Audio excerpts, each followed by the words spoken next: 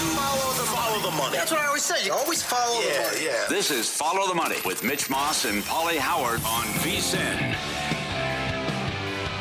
Here we go. Welcome in. It is Follow the Money on VSiN, the Sports Betting Network. Mitch Moss, Pauly Howard with you live in downtown Las Vegas from the Circa Resort and Casino. A 3-hour Wednesday banger lined up for you today. Jensen Lewis, 30 minutes. MLB Awards, MVP, Cy Young. Could these prediction markets be wrong? Is it possible? Sal Palantonio in an hour. Mike Palm, including You Cannot Be Serious later on. Matt Euman's best bets in the NFL and college football. Plus, we're going to run down and give you the best and worst teams in the NFL, college football, a little NBA action, some NHL with ATS numbers and with totals, and look-ahead numbers to week number 12. Pauly, how you feeling today after the second installment of the committee show? I will say this. They got it right by moving Texas Tech up. You had to. When BYU was ranked that highly last week and then Texas Tech put it to them, you got to bump them up. Well, I think Texas Tech should be safe if they take a loss, and they should be in at 11-2, 10-2, whatever the record's going to be. This is assuming they don't win the Big 12 title game. All right. Now, can you get two if it'd be a rematch against BYU? Maybe if Texas Tech loses to Cincinnati, I don't care. Because they think so highly of Utah, and they went in there and spanked them. So they have some impressive wins now, and I would think Texas Tech would be safe. And the love affair with Notre Dame continues. And, Bama, Georgia, head-to-head matters. Oklahoma, Texas, head-to-head matters. A lot of these head-to-head matters. But when you look at Notre Dame 9 and then Miami 15, it's still baffling. Miami went up 3 spots. But it's still, if Miami can run the table and they have 4 wins over Sagarin top 40 teams, and maybe South Florida's also in the playoff, and they spanked them, and they spanked Florida, who beat Texas, I just don't know what's going to happen here with Miami and who are these other teams going to. Remember, they were talking about going to 14 here. I mean, the real number should have been 8. You can't. Well, there's not a lot of good teams here after we get past 7 or 8. Yeah. Also, the Miami losses were really bad. Well, they had 4 interceptions, though, against Louisville, which Louisville is still ranked. But that's Carson Beck was horrendous in that game. I agree with you, yes. But, if those are going to be their 2 losses, Texas got boat raced in the Florida game and also couldn't score against Ohio State. And they were life and death to beat Kentucky, and we're down 17 to Miss State. Right. So they're also making a case for a 3-loss Texas team already. You can see that coming a mile away. There's no question that's going to happen. They'll also go back to week 1 for them and say, boy, close game against Ohio State. What would happen if they played again today? I know what would happen. Ohio State would beat them even worse than they did the first time. So you know what? Here's, to me, Pauly, the perfect amount of teams in the field would be 16, but then scrap the super conferences. But that's never going to happen. Yes. So if they go to 16 in the current landscape that we have with the conferences, it would make it even worse than what we have. Are you worried about Oregon? I don't know if Oregon can take a loss. I don't know if they can either. USC at home and at Washington. I know this. Notre Dame's safe. To be 9 and then you play Pitt Saturday. Notre Dame's going to be fine at 10-2. I think Notre Dame should be safer than a Texas or in Oklahoma, the 2 teams that they're right ahead of, though. Yeah. I really do. I could see the case for a 3-loss Oklahoma. There's no way I can get there with Texas. And I don't know what's going to happen with these other teams if there's chaos with a Vandy, a Utah, what they're going to do with Miami. And you get ready for it, too. Because there is a scenario where there's only 1 from the Big 12, 1 from the ACC, and there are 6 SEC teams. That'd be fun. Yeah, maybe they can finally get in to make the title game under that scenario. But that how many is Big live. 10? Would it be 3 Big 10? 3 maybe, yeah, 3. Well, either way, it's going to be 6-3 or 5-4 probably. Yeah. Good stuff, college football. They really thought this through, didn't they? Yes. Let me give you some projected numbers for the first-round matchups. FanDuel put Georgia 17.5 against South Florida. Yeah, I would take the dog there. South Florida's got a good team. I know it didn't go well against Miami, but consider the spot. You had just played Boise, Florida, and then you had to go to Miami. Yeah, they have a great resume this year. I think they have a good quarterback, and they could make that one competitive. That 17 can certainly be a key number, and here is what I mean by that. Brad Powers, Pro Better, also puts out his projected numbers. He made Georgia 16.5. What would you do with Oregon, Notre Dame? Well, Brad made it 3. FanDuel made it 1.5. I think I would take the Irish plus the 3. That would be up in Eugene. There is an offshore number, Ducks 4.5. Yeah, I saw that. I would have to take the Irish, even though I was impressed with what the Ducks did Saturday. Sure, and that can obviously be a very tricky place to play. But then you can come back and say, oh, yeah, is that right? What happened with Indiana earlier this year? I get that, right? Miami would be catching 5 against Texas Tech. Good game. That's FanDuel. Powers makes Tech 6. It's a really good game. I think I'd like Tech. And Texas against Ole Miss. FanDuel has Ole Miss a 4-point favorite. Brad Powers made him 4.5. Man, I would really like to take and lay the points there with Ole Miss, but I don't know if I could trust Kiffin in that spot. Interesting. Yeah. Let me give you some... to your point, though, too, they pointed it out last night. This is the one thing that could get them. Texas Tech leads the country in field goals in the red zone. Yeah, well, imagine how good this. drives. Yeah, imagine how good this team could be if they finish drives. Well said. Right. I have quarterfinal numbers too. Buckeyes 9.5 against Notre Dame. Or 9 against Oregon. Yes. Indiana 3.5 against Ole Miss. I think I'd like them against Ole Miss or against Texas. Yep. Maybe lean 4 against Texas. A&M 5.5 against Texas Tech. Give me Texas Tech. Good matchup. I'd take Tech. Okay. And there's an A&M 6.5 against Miami. And there's an Indiana 4. I think that's Texas Tech. They're looking at all the scenarios and different possible matchups if you get to the quarters. Is there a team right now to take a flyer on to make the playoff? Do they have the path with a plus number out there? Thinking that Texas is going to lose and be out? Thinking that Oklahoma will not be in? Maybe Miami won't get in eventually? Yeah, good question. I would look at James Madison at plus 260, plus 270 in that range, because the AAC could beat up on one another. Very true. And James Madison could run the table, and their only loss was competitive at Louisville. So I could see that. And I don't mind Vandy at plus 350. They would have to beat Tennessee, but if some of these teams ahead of them lose, and people love the quarterback and like the story, I think that's a pretty good price at plus 350. Is there any way Utah could squeeze in, and would they be worth a bet at 3-1 or maybe a little bit better? Because the committee, as you said, they love them. They're 13th. That's right. Yeah, they're 13 with a bad home loss. No kidding. And they should run the table. They should be 10-2. So that's not bad either. I want no part of USC though.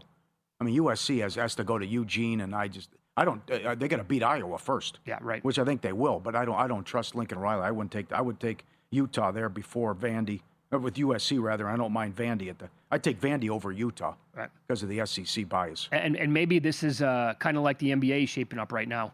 Maybe we're sitting here making a case for all these other teams. How can we benefit from this? Who's going to actually make a run? And Ohio State just blasts everybody like last year, kind of like Oklahoma City's doing right now in the NBA. Yeah. Can make a case all day long. Boy, I love this team out of the West. I think this team out of the East can get there. And then OKC just says, oh, yeah, here's a 5-game series. Fun. Yes. Right. Enjoy it, boys. Not bad. That was impressive, no doubt. Any thoughts tonight? This is a terrible job by the MAC. Every game kicks at the same time. Come on. What are you doing? I do have some pretty strong trends. Yes, there are some good numbers here and a good write-up today from Adam Burke. The late game, the game with the big point spread. Do you really want to lay 11 with Northern Illinois as they average 12 points per game? But UMass is one of the worst teams in the country, and that has a total of 43.5. Paul Stone was on yesterday. He makes the game pick. He took 4 with Miami, Ohio. You can go back and listen. He was 4-0 last week. Check out the podcast. As always, and they're up to Toledo's up to 4.5. But this is our Brad Powers special here, where Candle, the head coach of Toledo, has lost 18 times as a favorite and 11 times as more than a touchdown favorite. That's exactly right. So they're laying more than 4.5. And Central Michigan, I like Central Michigan, a small favorite against Buffalo at home, and a total of 44.5. I don't think the Bulls have beat anyone. Good write up by Burke on this game as well. And I know you got some trends, but I would look at the Chippewas here. It is such a, that number right there that you said about Jason Candle, the head coach at Toledo, is so alarming. To lose as a favorite 18 times. Now, they're not a touchdown favorite or more in this game, but they're still lane 4. And Paul Stone made them, again, pick them like you said yesterday. That sticks out like a sore thumb. And the other one here is in the Northern Illinois UMass game. Home dog again. Like, I'm not making the case here to take the points with UMass, but home dogs of 10 points or more on Tuesday, Wednesday night Maction have gone over the total since 2016, 15 times in 20 games. It's 15-4-1, 78.9%. You're up A bunch of units playing that angle. And Mackinnon writes about that stuff every single day of the week at VSiN.com. Maybe there's something to it, and that holds true tonight and goes over 43.5. All right. Chippewas are on a 5-1 ATS run, and the last 6 road games for Buffalo, first quarter's gone under, and that's 9.5 tonight. Yeah, and also this week, tonight, big awards night, Major League Baseball. I checked the Kalshi numbers, the prediction market for the Cy Young and the MVP in the American League before the show started. Aaron Judge holding tough at 98% to win. And Tarek Skubal is 99% to win the American League Cy Young. Remember what Vasgersian said with 2 weeks left in the season. He knew a lot of voters who had already made up their mind and said it's going to be Judge. That's absolutely sick, disgusting, and they should have their awards pulled, their ballots pulled. Yeah. It's depressing is what it is. And by the way, I also talked to 2 people who were pro-Raleigh and changed their mind in the last week or so as well. I would say that the prediction markets kind of, they take the steam out of the award shows, right? Good point. Yeah. And I haven't tracked Kalshi enough to know, like, are they? We're right. Well, all over Baldwin. They were all over the Baldwin Horton thing. Here's a question for you: people who have tracked Kalshi, Pauly Market, whatever, how often do they get it wrong when that is 98%?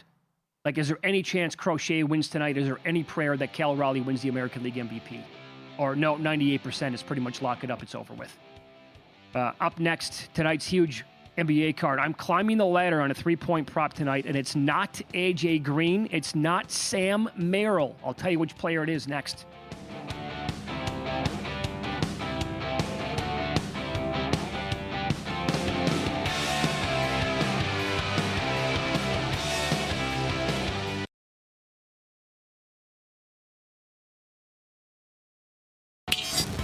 This is Follow the Money on VSiN.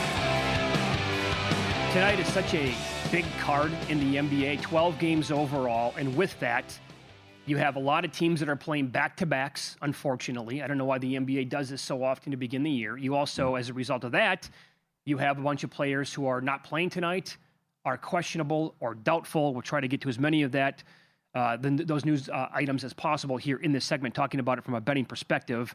But, for example, tonight, Pauly, the Oklahoma City game taking on the Los Angeles Lakers. Marquee game, national TV, back-to-back for the Thunder. They absolutely destroyed Golden State last night in this spot. Now, Dort's been kind of like iffy for these games anyway. He's not playing.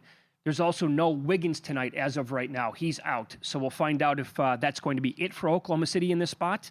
But what a matchup this is now. In OKC, last night, this morning, they were laying like 6.5. They're laying 8. Totals 230.5 here. Well, I think the Lakers can present some problems for them. And I go back to what happened in the final 2 weeks of the regular season last year. They beat them 126-99 on the road. They played 2 days later. It was tied with 5 minutes left, and that's when they teed up Luka and kicked him out of the game when he was yelling at the fan, and the ref thought it was him. Then OKC pulled away and exploded. But with Reeves playing so well and Luka and these guys out, not to mention you catch them on a back-to-back, I think the Lakers can be feisty here, and that's a lot of points. And this is the game of the night, and I think the Lakers can hang. Yeah, remember now, the one loss that OKC has suffered so far this year, it came, was it 2 weeks ago now? Last week? My timeline's a little jacked up here. I think it was last week. They were playing on a back-to-back against Portland, and they were without a bunch of dudes, and they blasted Portland to begin the game, and then eventually they just kind of, Portland wore them out. They came all the way back, and they won the game outright. Maybe the play tonight would be in play if Oklahoma City could do the same thing. They jump on the Lakers big time early. You grab a bigger number with the Lakers, or maybe like a halftime number could present itself tonight. And I do think Oklahoma City is better than last year, and I can't wait to see what they look like once they have their full allotment of players. Yeah, and then, the props like who's going to get the 1 seed and most wins. I know they're $3 to have the most wins. They win this game, and again, they're a big favorite. Check out the schedule. I mean, try to find the loss. They win this game. How good they are and how deep. And then maybe at Golden State early December, but considering what they just did and took a sledgehammer to them, maybe at minute, there's a good chance they could be going into right before Christmas Eve when they have 2 games against the Spurs on like an obscene winning streak and an obscene record. Lakers, when the Lakers are on a dog, 9 straight overs. Have that angle, too. And they're one of the best over teams in the NBA this year anyway. Yeah. I would look at playing. I can't find this in Las Vegas, but if that number is still around plus 430, which is what FanDuel had last week, And then, of course, we talked about it on the show, and Oklahoma City lost that game to Portland. I think there's a very good chance they could win 70 games this year. And I would take plus 430 if it was available. Yep. If they blast them tonight, put it up. After what they did to Golden State, yep, embarrassed them. Killed them. Yeah. Made them look like a high school outfit. Yeah, it was never a game. Uh-huh. So you have that. There's no Anthony Davis tonight for the Mavericks. He was questionable. Well, he has since been ruled out. Yeah, sorry. It's the owner has requested medical data to ensure he isn't at risk of aggravating the calf before returning. So, and he also said, I won't play until the owner gives the okay.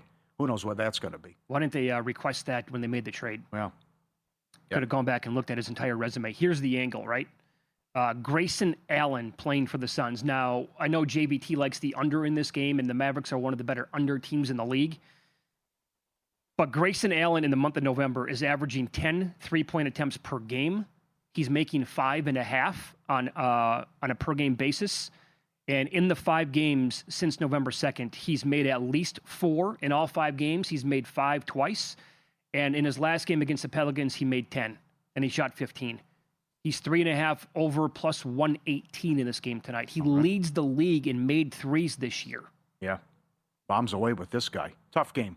I also want to see now that Dallas gets the Nico stench out of there, and the crowd won't be rooting to get with the chants and stuff as well. So maybe finally feel like a home court advantage, and it might actually be a good and fun atmosphere tonight and a celebration, what goes on in Dallas. Here's the guy that I'm laddering tonight with the 3-point props. And I really want to do it in the Cavaliers game. I have not pulled the trigger yet because in that game, by the way, the Cavs are without Donovan Mitchell, Darius Garland, Evan Mobley, Jalen Tyson, and Max Strus. The Heat will be without Bam Adebayo and Tyler Hero. But my player tonight is the Wizards and Rockets game. And yes, I will admit that I am a humongous Reed Shepherd fan. But and they're favored by 17.5. In 4 double-digit wins by Houston this year, he's averaging almost 12 points per game, almost 3 rebounds, 3.25 assists, and 2.25 made threes. Now, that doesn't sound like it's an amazing stat line. However, you look at his last 2 games, which have been non-blowouts or wins, non-blowout wins by Houston. He played 29 and 26 minutes, the most he has played in any 2 games the entire year. 10 shots in each game, 16 points in each game, 5 combined steals, and he was 8 of 13 combined from downtown in those 2 games, making 4 in each. I played a same-game parlay, 10-plus points, 2-plus made threes, and 4-plus assists at plus 336.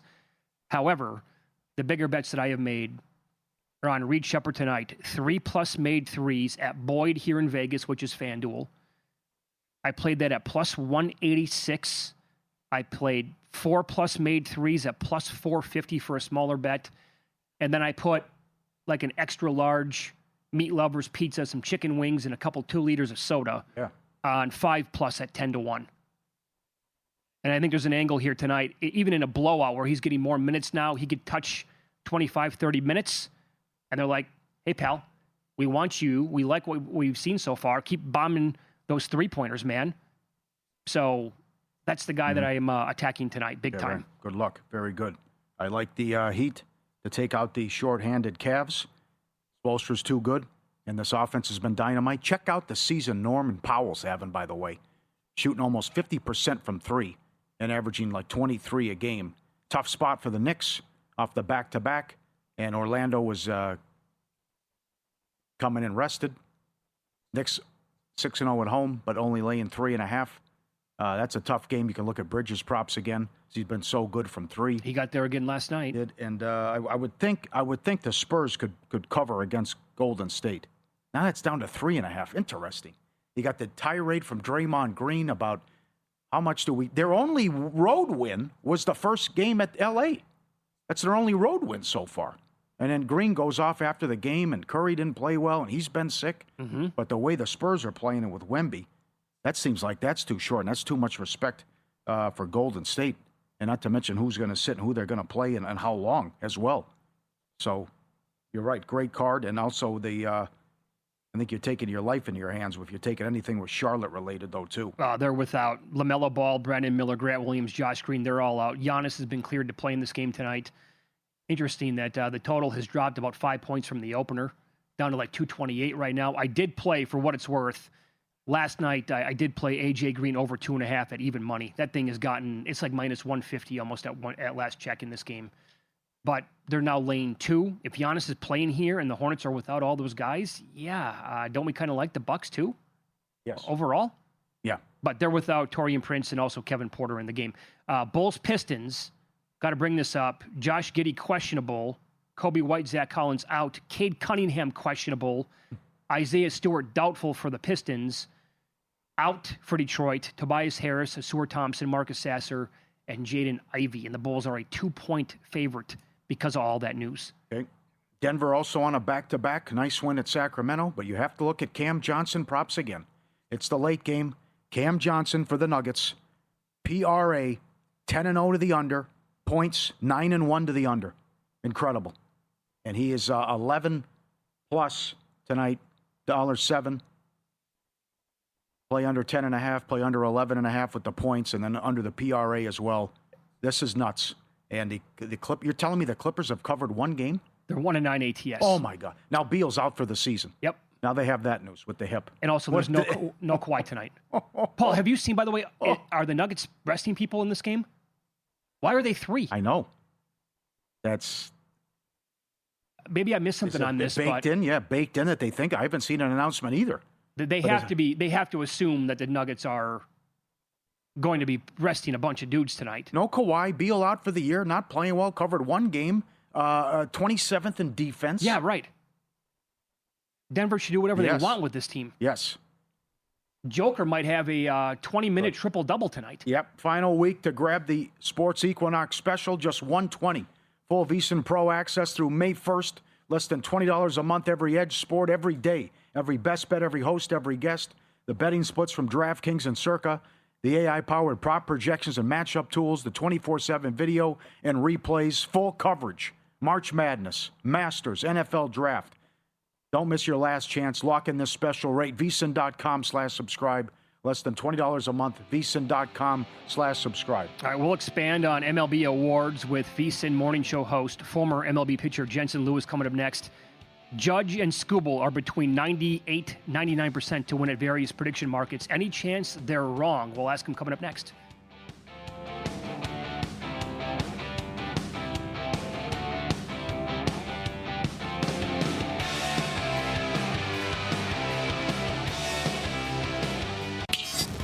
This is Follow the Money on VSiN.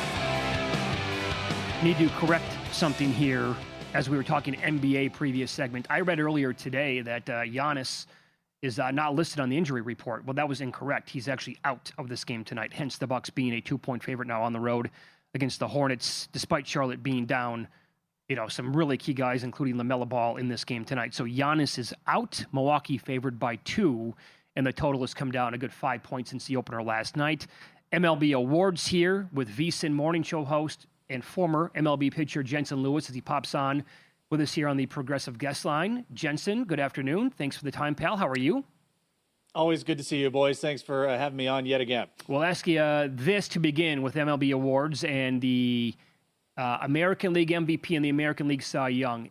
Looking at prediction markets, Judge and Skubal are between 96, 99% to win these two awards. Any chance, from what you maybe have heard, that those numbers are incorrect?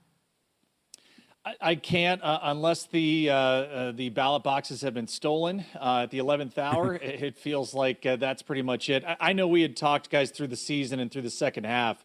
With the way the Crochet closed, man, it was really remarkable. And remember that September month for Detroit, and especially the last couple of months, they didn't even win, a Skubal start. And, I kind of harken back to in 2014 when Corey Kluber and Felix Hernandez were neck and neck down the stretch. And it was literally the last two starts where Felix had a mild hiccup there statistically, and Kluber finished with a head of steam through the end of the line. That was the difference maker where you were splitting hairs with a lot of the secondary statistics. So to be honest, Mitch, I'd be really shocked if anything changes here. But I think Garrett Crochet, I am very intrigued to see, and I think I told you guys this before, not only with the Cy Young tonight in the American League, how close is the vote between Skubal and Crochet, and then similarly tomorrow night when we have what the differential will be between Judge and Cal Raleigh as well. Do you think that will be close, Judge and Cal? In my heart of hearts, Pauly, I don't know if it will be as much, but I really hope it is, because I think you can't get past what Cal Raleigh did behind the plate and playing every game, and then the physical toll it takes. I hope that there is a lot of credence to that. I hope the writers and a lot of the new age, if you will, more analytically based younger voters really will probably put a lot of stock into that. But therein lies the problem, is that when you look at a lot of the offensive head-to-heads in those analytic markets, I mean, Judge is miles ahead in a lot of those places of where Cal Raleigh will be. So very intrigued what the explanation will be. And again, I don't know if it'll be as close as we hope it might be. Well, you're the perfect guy to ask about this one then, because we got several messages either on Twitter or email, which is ftm@vsin.com, regarding the American League Manager of the Year. And I will read you this one from D. Herbert, who said, "Can you please explain how Cleveland manager could win this award?" The Cleveland manager. They won 92 games last year, won their division. They turned around and won 88 games this year. Toronto won 74 games last year. Last in the American League East. This year, turn around 94 wins and the number one seed overall. What am I missing? I will ask you that question, Jensen. Your breakdown here of who should win that award. Scratching my head the same way, Mitch, because I thought John Schneider with the closing stanza and knowing the difficulty of winning the American League East and also being able to attain the number one seed with the hard-charging Seattle Mariners where they were as well. The only thing I can go back to is we saw something that has never happened in the modern era of divisional play, where the Guardians go 15 and a half games down behind the Tigers and ultimately end up beating them to the finish line for the divisional crown. Listen, all these votes are tabulated before the playoffs begin, and so there's no other credence there of, hey, we obviously know the Blue Jays went a lot farther than the Guardians did. But Mitch, I'm as perplexed as you are. I can get there with Pat Murphy because number one overall seed. A lot of people felt that it would be maybe the Cardinals going worst to first, or the Cubs or the Reds, and the Brewers come right back and not only win the division but have the best overall record in baseball. So I completely understand where Pat Murphy wins that award. I don't know how you go back to back with the other candidates. I mean, how does Dan Wilson not even get a little bit more run than what he did? For the Seattle and the vote breakdown there. So mind-boggling to me. I think we can say there will not be a three-peat. But for whatever reason, Mitch, here in Northeast Ohio, we are the hotbed for Coach of the Year. Kevin Stefanski, a couple awards. Kenny Atkinson last year. We just don't get any championships with them. Yes. So I know both those guys, or all three of those guys, would happily trade those Coach of the Years to get to an NBA Finals, a Super Bowl, and a World Series. Very good. I'd love to for you to share your experience of playing in the big leagues and what happens if there's an incident or if you're approached by someone. You were a Guardian. You worked called the games for Bally's and worked for the Guardians as well, called the games. The Clase Ortiz thing, I cannot believe. I ran into Dallas Keuchel last night, and he had a great line that Hader makes like $95 million, his deal, and Clase's better, and he was going to get a new deal. He could have made $120 million. And reading from the indictment, he comes out, makes a phone call coming out of the bullpen, immediately goes into the game. They're taking on the Dodgers. The first pitch isn't even close to Pajes. He swings anyways. It was the only bet they lost. And then he sent him a gift of himself with toilet paper, hanging himself, and a sad puppy dog face. I can't put this into words where the guy's looking at a $125 million contract, and he's asking for money and doing this for $4,000.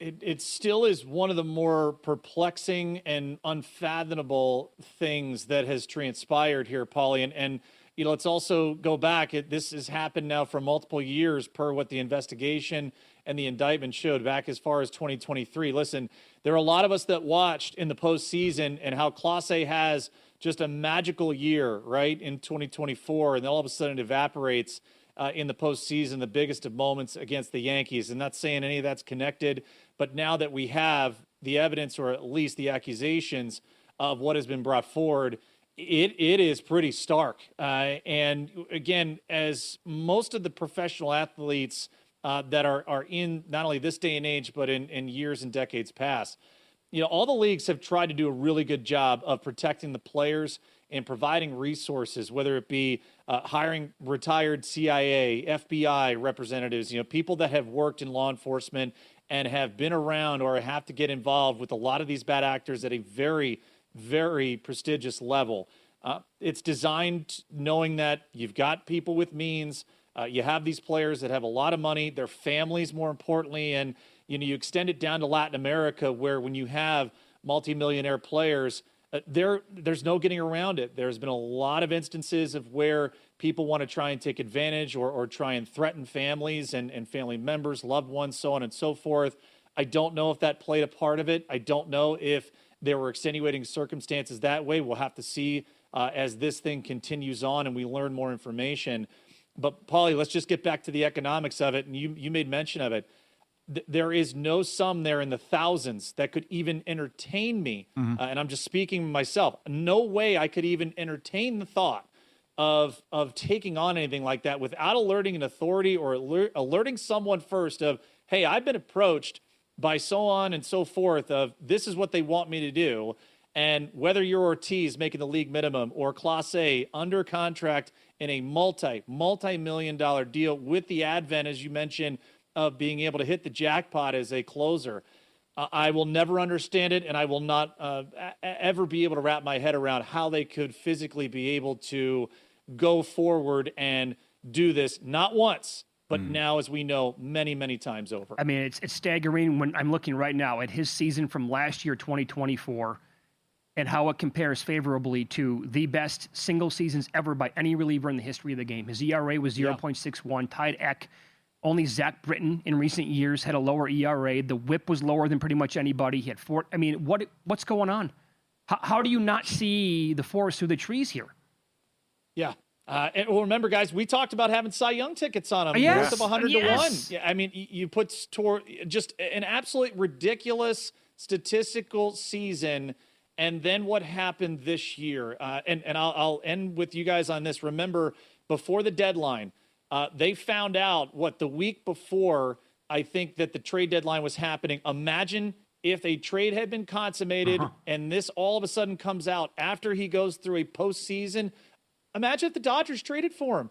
I mean, do you all of a sudden have to throw an asterisk on it because of what we saw? It's just the tentacles of it. If this had come to pass, it is just utterly ridiculous. Imagine what baseball, how stuck they would have been. Right? Because they would have, how do you rescind the trade? Correct. Like, if they make the trade and all of a sudden 3 days later, oh, by the way, he's he's no longer a part of the league. Like, wait, what? I'm sorry, huh? Great perspective, Jensen. Thank you. Yes. We appreciate it. Anytime, boys. Thanks. There you go. Jensen Lewis, VSiN by the books every day, 7 o'clock Eastern with Dave Ross, right here on VSiN. That's a great recall, too, about he was so great that regular season and then couldn't get anybody out against the Yankees. True. And now it's just like, what was I watching? Was it legitimate?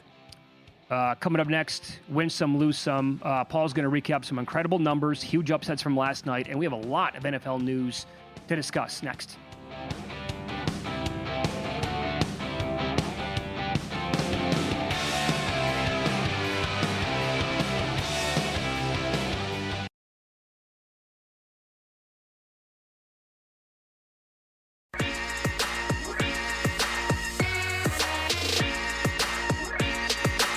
Win Some, Lose Some is sponsored by the Sharp Plays. Were you a winner last night? Wow, winning. Or was it a rough one? Well, they can't all be winners, can they? Loser! You're a loser! Pauly Howard recaps the night in sports betting in Win Some, Lose Some. Awesome night in college basketball. Wake Forest, Michigan over. 159 up to 167. 85-84, Michigan in overtime. Richmond, Bill and Mary over. 157 up to 164. 90-86. Penn Providence, these moves have been great. 167 up to 174, 106-81. Kentucky Louisville over. 166 up to 173, 96-88. I thought that we get 200 points scored in that game. Big win for Louisville. It was a great atmosphere, great job by the coach there. Yeah. And they were trying like hell to give Kentucky the cover. because Louisville missed 7 straight free throws down the stretch when Kentucky was putting them at the line, and they put together horrific possessions, and they could not score. Yeah. Gonzaga Creighton, that's a lose sum, my fault, but 161 up to 165.5.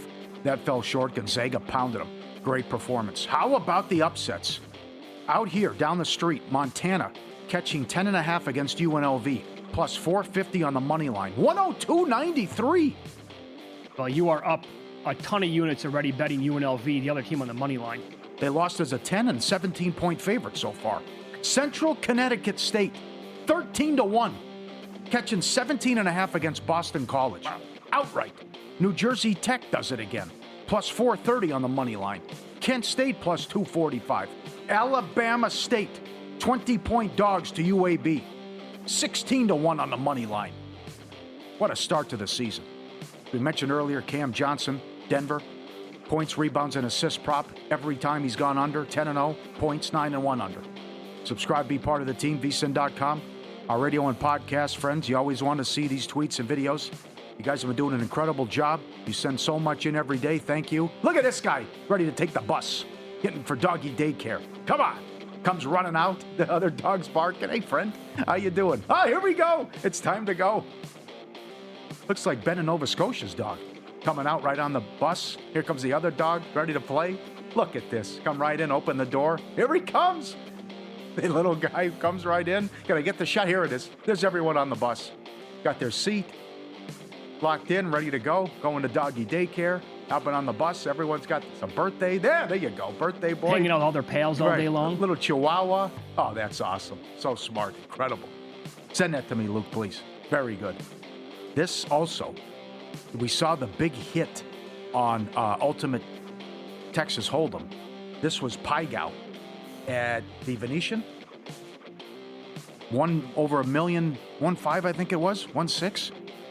There it is. He's got the Joker at the bottom, and they got the little frame. There you go, my friend. That is almost a $4 million hit and a $1.6 million hit going back on these table games, right? Crazy. Lose some. Memphis Ole Miss under. 156 down to 151, 83.77. New Mexico, Cal Riverside under, 148 down to 141, 82.68. Lose some video, tiny Frenchie, big personality. Look at a French bulldog with the, you want a piece of me, huh? You want to go, huh? Open the door? Oh, that's it then. Okay. Oh, rub my back. Just lays down, rolls over, and the other guy just walks around. Yeah, get out of here. He takes off, barking at him. He goes from trash talking Yep. to acting like he's dead, playing dead in the span of 2.2 seconds. Sure. Yeah, it just got real. Oh, no. I don't want to piss you off. Rub my belly? He goes, yeah, get out of here. Just walks away. Excellent. Bad for the books. Murray State, 13 down to 10. Lost by 11. Because, as our guy Max said, tough beat. He was on the dog. SMU shot a 3 with 2 seconds left. Up 8. Why? Murray State called off the dogs. I know. Come on. We have an agreement here. Yeah, you do. Who does that? Why would he shoot the ball? And he made it, and he put it on 11. It's terrible. And the Raptors, 10 or 10.5, up 15 with 45 seconds. Net score, get a stop, and then with 3 seconds left, they hit a three-pointer. And it comes 10. Oh, my aching ass. You're never safe. You're damn right. Sharp plays, and with all the money since day one. Jeff and the crew do a great job since 2011. Documented results, public logs, and transparent receipts. Trusted by pros, watched by the books. They deliver the edge, serious edge bettors use every day. Free reports, alerts, market-moving insight straight to your inbox or X-feed. The AI plays are up 50 units, and they've donated over 20,000 to charity with the Robin Hood plays going back the last few years. Great sources, great tweets. Look for the Mr. Poison stuff as well. Sharpplays.com. Let me give you some notes in the NFL for tomorrow night's primetime game. Jets at the Patriots. Patriots a big favorite here, obviously. Garrett Wilson is out, wide receiver for the Jets. As for the Patriots, there is no Ramondre Stevenson. He's out. Keyshawn Booty's also out. So their rookie now, Travion Henderson, his rushing yards prop, Pauly, in the game is 80.5. Yep. So Jameis Winston is going to be the starter for the Giants. You want to eat the W? I'm getting well, they're down to 6.5. The Packers are at some books. I've seen minus 210 to throw a pick. I had it written down. DK's minus 197. He's higher than minus 210 at other spots. Ah, yes. And I'm all about Wan'Dale Robinson here. YOLO Winston. Long hair, don't care. Just sling it. Robinson, Slayton, just chuck and duck. Oh, it's going to be a thing of beauty. I can promise you this. There will be some good. I don't know how much from Jameis Winston in the game, and there will absolutely be some bad. Now, which one outweighs the other? Because if he has more good than bad, they can win the game. If he has way more bad than good, well, then Packers. So I don't know if I'm going to get involved or not, but I know this. Russell Wilson gives you like nothing. There's no good. I mean, it's... Yeah, right. So he will have moments, but just take care of the ball, and he can't do that. So Lamar also did not practice today for the Ravens. And he is not... I mean, he's back, but he's not back. You know what I'm saying? Yeah. Bucky Irving and Godwin were back, though. Limited, but that's big. If Tampa can get those guys back and available against the Bills. Right. Marvin Harrison's going to miss. Shot Marvin in the face. Yeah. Appendix. So he's out for an extended time, and Zay Jones is out for the year. Yeah, Achilles. Who's he throwing to other than McBride? It's going to be McBride, and more McBride. I like the sound of that. Yep. And A.J. Brown. Boy, oh boy. This is wild. So he called the offense a bleep show and then said, if you have me in fantasy, you better drop me. That's another one, too. Now, do I have this right? He was doing a live stream of a video game last night. Yeah. And that's when he said, just get rid of me. Drop me. Has he ever been happy? I mean, miserable in Tennessee. Well, they trade him to like the best organization in football, played in the Super Bowl, won a Super Bowl. They're the 1 seed right now in the NFC. Yeah, I hate it. Life sucks. Well, he's got a point, though. The offense. He's not but who complains more than wide receivers? You're right. When the team is winning games and he's not getting the ball. Yeah, you're right. You're right. Yep. I am looking for stuff right now in McBride, and I'm sure that, it's only Wednesday, so more stuff is going to pop a little bit later on in the week, but 70.5 appears to be like the common number right now for him. They're playing a banged-up 49ers team. So as of right now, you can actually, if you shop around, boy, it's all over the map. BetMGM has 78.5. Other spots have 70.5 on Trey McBride. Yeah, Niners got to get this one. Niners should win this game. Well, it's set up for this team because I think they win this game, they're making the playoffs. They're outside of the playoffs right now. They're 6-4. But win this, you have Carolina then looming Week 12 Monday Night Football. You cannot blow that game. And then there's two other easy teams after that. Well, games you should win. I'll just say it that way. It's easier said than done. Yeah. I get that because the Packers just lost as 13-point favorites to that Carolina team as well. Well, they don't have LaFleur. They got Shanahan. San Francisco should win the next 4. But what do you think of the potential playoff picture? What the matchups would be? And I know this is going to change, but what this could possibly look like in the NFC? Which we've talked about, freeze it, leave it alone. Right. The 2-7 is Seattle, Green Bay. Philly has the 1. I like Seattle a lot. Yep. The 3-6 would be Detroit and Chicago. Did not go well for the Bears in Detroit. No, it probably would not go well in that game. No. The 4-5, and we're looking at this again. Oh, no. Someone's probably going to win 13 games and play on the road to start against the 10-win division winner. Tampa would host the Rams. Oh. And they play in 2 weeks anyways. Well, I currently, again, Rams future ticket here, 30-1 to win the Super Bowl. I would hate their path. They're going to have to begin by going to Tampa Bay and beating them. And if you win, you go to Philly. All this is, going to change big time, but it's also, Rams beat Seattle, then you go to the 2. Right. What that'll be like.